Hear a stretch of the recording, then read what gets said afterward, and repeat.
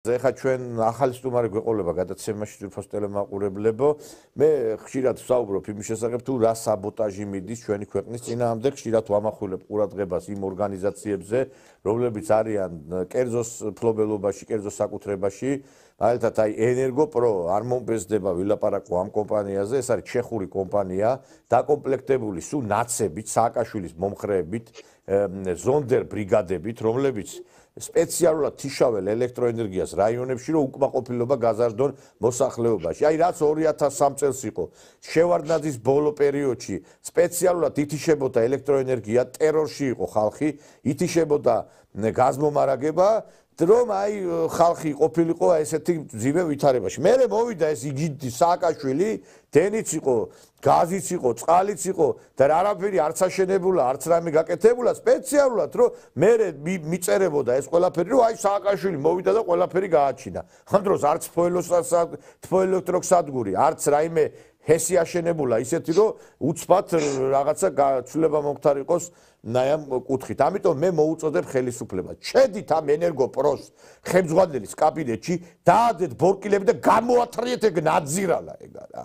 ეს ვინ არის, როგორ ბედავს რომ ტერორში ამყოფეს საქართველოს მოსახლეობას. შეიძლება კაცო ელექტროენერგია მიაქვს წყალს და იმას მეწყეს და რა ვიცი იქით ვაწვდით რა ქვია ჩვენს მეზობლებს ელექტროენერგიაზე რა დიდი ინდუსტრიული ქარხნები და ფაბრიკები მუშაობს ეხლა ჩვენთან რომ ეხლა ელექტროენერგიის დეფიციტი იყოს ქვეყანაში მით უმეტეს ეხლა ანელა წყალი მომიტარა მოდი შენ ნუ ლაპარაკო წყალი დაიდე თუ ვიდა მანდ ოღონდ არ ილაპარაკო რა იმიტომ რომ ისმის ხო მოიტანოს წყალი კი და აქედან გამომდინარე მე ვფიქრობ რომ აუცილებლად ზომებია საჭირო მისაღები რომ აი ესეთი შეთქმულებები საბოტაჟი აღმოიფროს ჩვენ როგორც შევიტყვეთ ასევე ახალი საბოტაჟი მზადდება სხვადასხვა პროფესიულ სხვადასხვა ისეთ დაწესებულებებში რომლებშიც კიდევ აი ესეთი რაღაცა განცხადებების გაკეთებას აპირებენ რომ ჩვენ ევროპულ გზას ავწვდით და უერთდებით აი ამ აქციის მონაწილეებს და ასეთი რამ ერთ-ერთ პროფესიულ გაერთიანებაში ასეთი რამ ერთ-ერთ პროფესიულ გაერთიანებაში და მომხდარიყო და აი ამ საქმის ირგვლივ დღეს ჩვენ გვეყოლება სტუმარი ჩვენი სტუმარი იქნება საქართველოს პროფესიონალ ბუღალტერთა და აუდიტორთა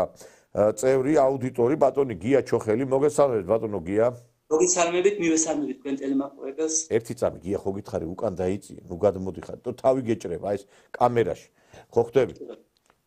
ისა ლუკა ეს შავად რა ჩანს ის ცუდად ხო არ ჩანს რამე ლუკა ხო მოგესალმებით ბატონო გია მოგესალმებით მივესალმებით თქვენ ტელემაყურებელს ბატონო გია მე მინდა რომ აუწყოთ მაყურებელს იმ მოსალოდნელი საფრთხეების შესახებ რაც მზადდება და ასევე იმ ახალი ინფორმაციის შესახებ რაც აუდიტორებს ეხება რაღაცა ჩაფიქრებული ქონდათ მსგავსი რასაც აკეთებენ ძალიან ბევრ ორგანიზაციაში და გვითხრათ იქნებათ აი ამ ახალი ინფორმაცია მოგესალმებით ვარ საქართველოს პროფესიონალ აუდიტორთა და ბუღალტერთა ნამდვილი წევრი და დღეს ჩვეულებრივ ჩატარდა საქართველოს პროფესიონალ აუდიტორთა და ბუღალტერთა ფედერაციის რიგითი ყრილობას განსაზღვრული ჰქონდა დღის წესრიგი გამგეობის ანგარიში უნდა მოესმინათ სარევიზიო კომისიის ანგარიში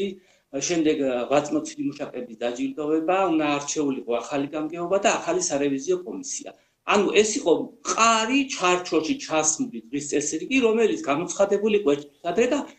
ამ კონკრეტული იმიდან გადახვევა შეუძლებელი იყო შეიძლება რაღაც წინადადებები ამ საკითხთან დაკავშირებით წარმოგეშვას მაგრამ როგორც ასეთი შეგეცვალა ეს დღის წესრიგი არ შეიძლება. ჩვეულებრივ მოვისმინეთ გამგეობის ანგარიში, მოვისმინეთ სარევიზიო კომისიის ანგარიში და 8 წუთი მუშაკების დაჯილდოვება და რაღაც კითხვები რომ წარმოიშვა ზოგიერთმა აუდიტორულმა კომპანიამ დააყენა საკითხი რომ ვიმსჯელოთ რომ ჩვენმა ხელისუფლებამ გადაუხვია ევროპისაკენ მიმავალ გზას რომ ხდება ძალადობა მშვიდობიანი მომიტინგეების მიმართ და მე უკვე ამაზე მქონდა ძალიან მძაფრი რეაქცია. მე უკვე ნამდვილად თქვი რომ ეს უკვე პროფესიაში დაპირისპირება ჩვენ დღის წესრიგიდან ამოვარდნა ხდება და გამოვთქვი პროტესტი. რამოდენიმე ორგანიზაციის აუდიტორული კომპანიის წარმომადგენელმა ამას გაამართლა, იმიტომ რომ ჩვენ გრანტები გვაქვს იქიდან და ეს გრანტები ჩვენ ნამდვილად არ გვინდა რომ შეგვიწყდეს და გამოხატეს პროტესტი. ამასთან დაკავშირებით რომ მე მაშინ წამოვაყენე ასეთი წინადადება. დღეს არის ყრილობას აქვს დღის წესრიგში, დღის წესრიგი. მაშინ შევიტანოთ დღის წესრიგში საკითხი ეს, სახელობითი კენჭის ყრაზე დავაყენოთ და კენჭი უყაროთ თითოეულ აუდიტორს, რომელიც პირადად თავისი კომპანიის სახელით არ იყო ეს ყრილობა, ეს იყო თითოეული სახელობითი წარმომადგენლები იყვნენ ამ ყრილობაზე. თითოეულს თავისი სოციალური ქსელი აქვს, რომლიდანაც შეუძლია გამოხატოს თავისი პოზიცია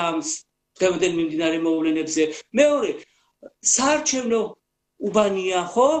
არჩევნებთან როდესაც მიდი და შენი რაც არის არჩევანი გამოხატე საარჩევნო ყუთთან. ანუ მათი ძირითადი როგორც შევატყე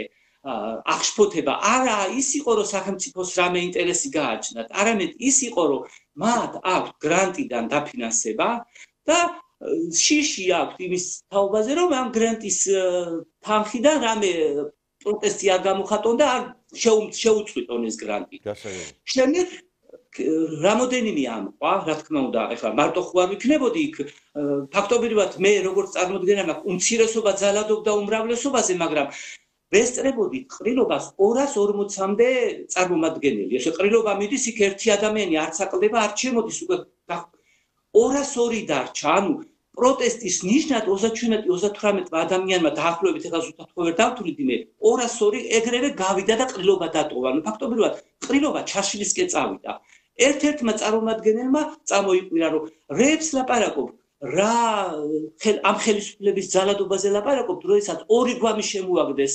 და იმ თავრობა არ დაგავიწყდა თუ ესეთი ისა. ერთ-ერთმა აუდიტორულმა წარმომადგენელმა არ ვიცი რომელი იყო ეხლა გვარდასახელით უკვე იმდენად ვიყავი აღშფოთებული, წამოაყენა რომ რით ამტკიცებთ რომ ამ ხელისუფლებამ ევროპისაკენ მიმავალ გზას გადაუხვია და მიყვირეს და მიჩხავლეს იქ ვინც იყო ნაცსექტის წარმომადგენლები, რომ თქვენ რა უფლება გაქვთ რომ ჩვენ არ გამოდიხარ და ჭყავს გვასწავლი და გვიყვირი და ერთი ამბავ მე უთხარი მე დავტოვებ ამ პროფესიულ ორგანიზაციას, მით უმეტეს ეს პროფესიული ორგანიზაცია ისეთია რომ 14 საგანი მაქვს ჩაბარებული, ეგრე კი არა რომ შეხვიდე და საგაწევრიანდე. ამ პროფესიულ ორგანიზაციაში გაწევრიანებას დაბერდა ჩვენი პროფესია, ახალი თაობა ვერ მოდის, იმდენად ძნელია აუდიტორულის ნამდვილი წევრობის მოპოვება და აუდიტის პროფესიაში რომ შეხვიდე. და ფაქტობრივად აი თითქმის ჩაიშალა აუდიტორთა რიგითი 39 ყრილობა იყო. ვინ იყო ბოდიში? ანუ ვინ აქტიურობდა ეს თუ ცერცვად გიორგი ცერცვაძე იყო და ყვნენ სხვებიც და იმდენად აღშფოთებული ვიყავი და იმდენად იმაში ვიყავი წასულიო. მე თითქმის მთელი აუდიტორულთა კორპუსი მიცნობს, მაგრამ ვიღაცა მიყვიროდა რომ რა უფლება გაქვს გია რომ ჩვენ გვიყვირი ხარ აქ ეს ასე გვასწავლ სასტიკად და ანუ თქვენ რო არ ყოფილიყავით ფაქტობრივად და თქვენ რო არ გამოგეჩინათ ეს ინიციატივა, შეიძლება მიიღოთ ეს გადაწყვეტილება და მხარი დაეჭიროთ. აყვნენ, კი, აყვნენ. ეხლა გეტყვით მე, აუდიტორულ კომპანიებში არიან დიდი 4-ეული, არ ვიცი ხა იმ 4-ეულიდან იყვნენ თუ არა, ნამდვილად ამას ვერ გეტყვი, რომლებიც არიან საერთაშორისო კომპანიები შემოსული ქართულ ბაზარზე. და ნამდვილად მე წარმოდგენა მაქვს, რომ იმ 4-ეულ დიდ 4-ეულს, რომლებიც საერთაშორისო წარმოდგინე ლონდონის მინდა რომ იქნება აქ შემოსული და ევროპის რომელიღაცა წამყვანი ქვეყნიდან იმას უნდა რომ თავისი ქვეყნის ინტერესი გაატაროს და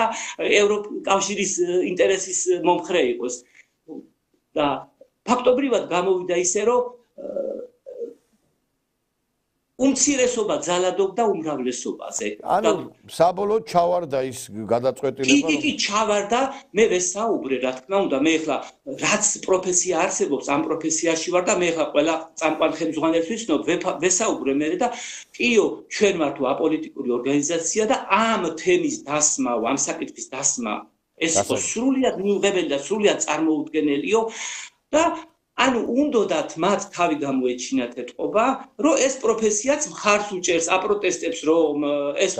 ამ ხელისუფლებამ გზას აუხვია ევროპულს, მიდის რუსეთისკენ და ასე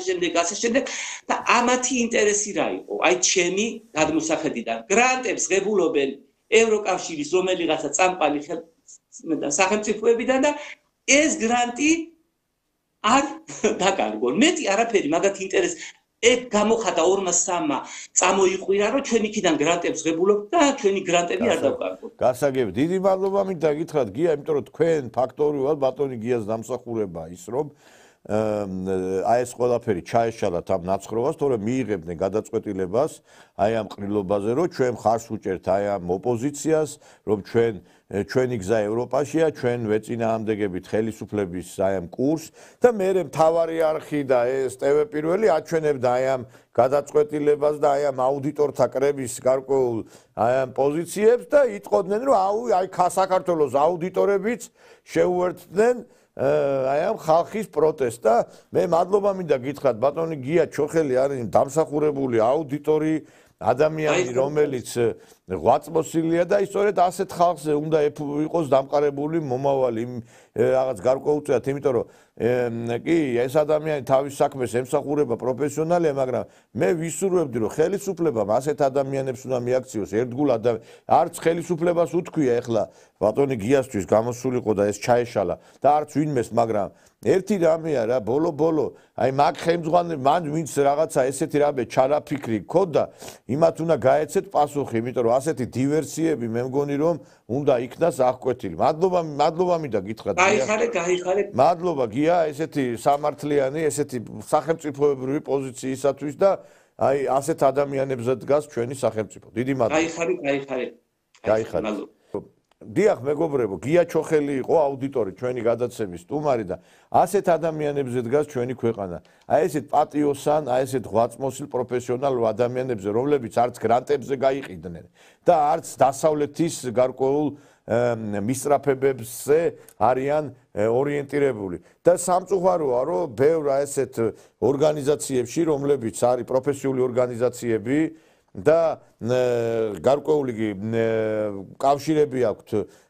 აი ფონდებთან და ფულს იღებენ ევროკავშირის ფონდებიდან ისინი ფეხებზე არ კიდიათ საქართველოს 2 კაპიკი მიიღონ იმ დასავლეთიდან და თავს ლაფი დაესხა სამ ქვეყანას ვფიქრობთ ამიტომ ჩვენ სანამ ეს ვიფიქრებთ მანამდე არ გვეშელება და აი გია ჩოხელისნაირი ხალხის სანამ ეყოლება საქართველოს ნამდვილად ამ ქვეყანას არაფერი არ წააქცევს და პირიქით ყველაფერი კარგად იქნება მე მგონი მეგობრებო